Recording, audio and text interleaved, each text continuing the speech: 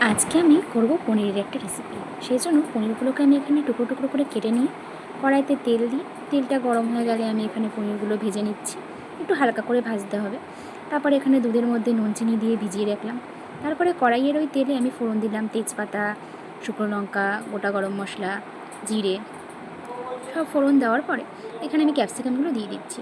ক্যাপসিকামগুলো দিয়ে আমাকে হালকাভাবেই ভাজতে হবে, বেশি যেন ভাজাটা না হয়। হালকা একটু লালচে ভাব হলেই ভাজাটা হয়ে যাবে। তারপরে এখানে মশলায় দিচ্ছি আদা, জিরে, কাঁচা লঙ্কা, কাজু, চালমগজ বাটা।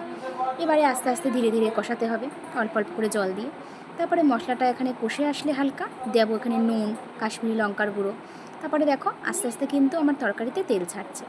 তেল যখন দেখো এরকমভাবে পুরো তেলটা যখন মশলা থেকে আলগা হয়ে যাবে, তখন এর মধ্যে এবার দিয়ে দিতে হবে জল।